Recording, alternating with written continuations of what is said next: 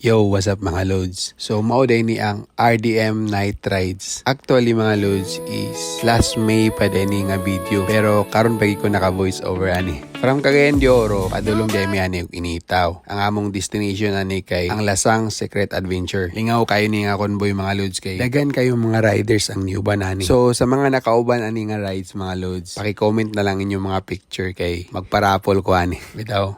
Bas hindi makita nato ang inyong moments o mapicture pa sa next vlog. By the way, ang atong gamit ani nga RDM lights mga loads is D3. 100 watts ni siya. So, kusugi kayog siga. Klaro kayong dalan, bisan unsa pa ni ngit-ngit ang imong gagian. So, dako kay tabang para sa atong safety. By the way, kung gusto po ka makauban sa sunod nga night ride, pwede ra po ka magpatao og RDM lights. So, automatic maka-appeal yun ka sa next night ride. So, bali, karong November yata ang tentative na next night ride. So, magpataod ka, ma-appeal yun ka sa next night ride. So, maka-experience po ka ani mga lingaw na adventure. Ang pinakanindot yun ani kay dili lang kay night ride ang imong ma-enjoy. Dagan po ka maila na mga fellow riders. Makabuo po ka og mga barkada, ug makauban pag yun nimo ang mga sikat na mga motovloggers dani sa Cagayan de Oro. Maugid na ang nindot sa riding community. United ug magkasinabtan na yan tanan. Kung niabot ka sa part ani nga video, ayaw lang kalimot og like mga loads kay magparapol bi ako. Bitaw, kita-kit sa sunod nga adventure mga loads. Ride safe always. God bless. Yeah, first waray mo anjo. Ling, una-una ko organize of night ride except sa RDM.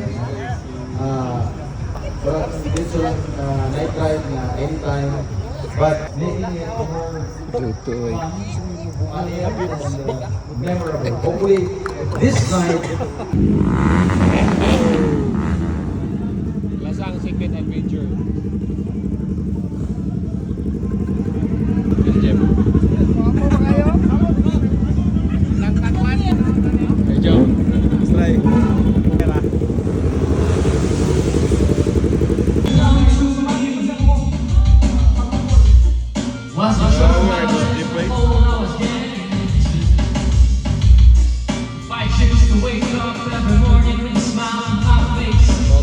Please, buko pa.